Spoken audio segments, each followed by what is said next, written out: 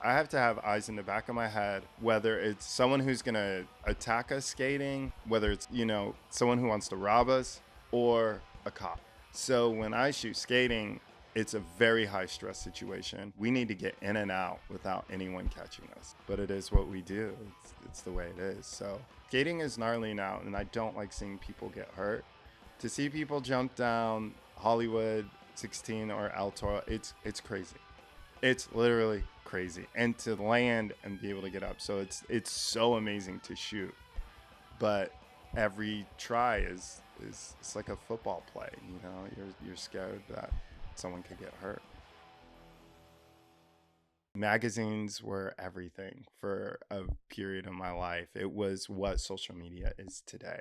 And it was amazing to go to a newsstand and to go to a skate shop to get a magazine, to be able to be working for this magazine that I looked up to, and it all happened pretty fast. First photos were printed actually in Slap. There was an article about my hometown in Transworld, and then I was able to do one on Denver really quickly later. I mean, all of it happened within like a year and a half.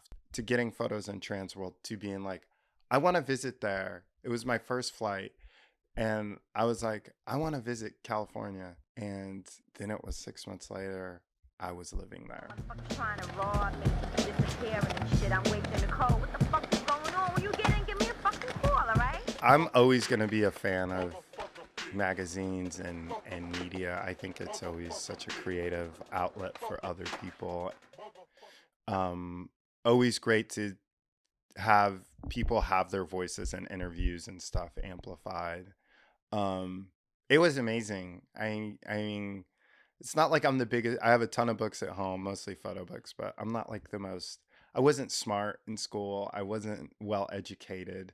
So it was all really, really. It was a big leap of faith because working at BC was a dream job, and it was literally what I thought I would do for the rest of my life. So working at the shop, there was a couple demos. So I had met a couple, Shiloh Greathouse, Kareem, like two of my favorites. But Josh Beagle was the one I met, him and Ronnie Krieger, and Josh was the one that I became friends with. Then I visited him, and then I met Heath, and it was crazy because I was like, at that point, Josh and Heath were some of the biggest skaters of ever. And I was a shy person. I still am in a lot of ways, as social as I am. But I remember I don't think I said much. And I think that's why I was able to get the opportunities I was able to get with like filming and shooting with these skaters, because I just didn't say much. Because I was shy and like just freaking out inside.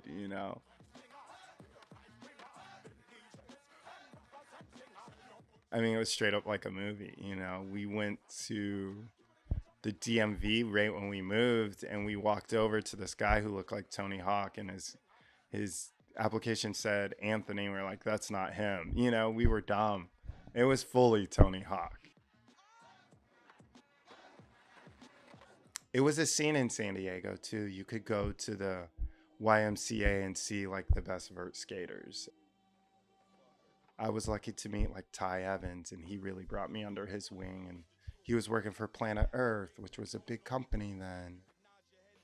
Just being at the magazine, the thing a lot of people don't know, the magazine was also a hub where pros would come visit. I remember seeing Eric Costin come in, and you just sit around and skaters would come in and visit, and they'd be like, oh, we're gonna go skate, do you want to come with?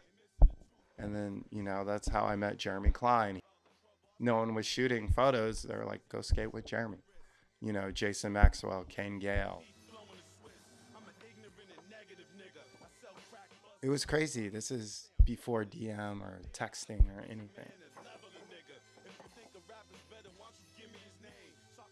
Everything was so tight knit in San Diego, it became super accessible. Like, if you really wanted to, you could go to San Diego every Saturday and you would see pros.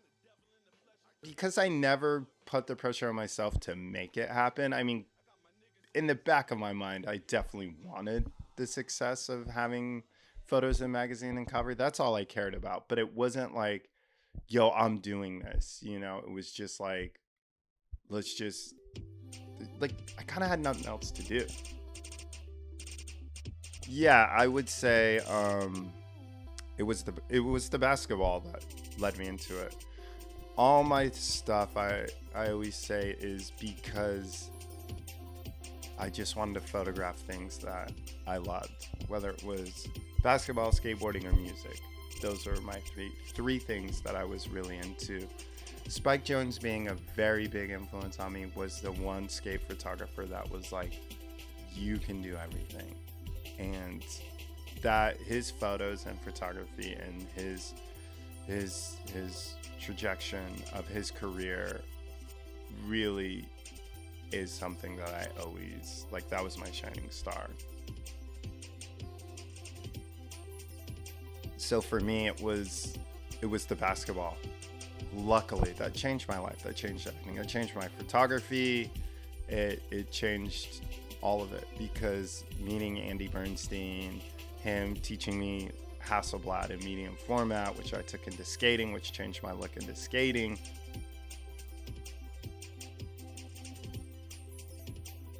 So it was just perfect timing. And then, you know, with basketball, it's in studio, it's commercial shooting essentially, and you work with the art director, where skateboarding, no one tells you what angle to shoot.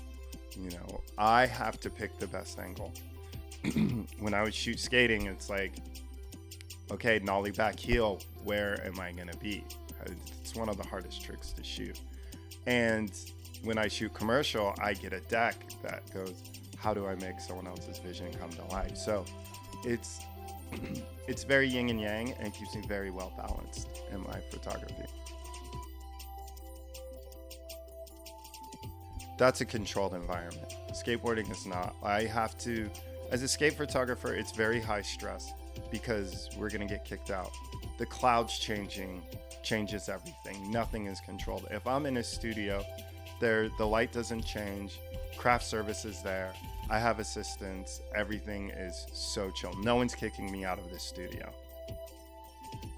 For me, I love that balance, because when I'm in the studio, I don't have the creative freedom that I have with skating, but I have the direction. And, you know, doing too much of one I feel out of balance, you know. Like, I'm about to shoot commercially for the next, actually this whole week.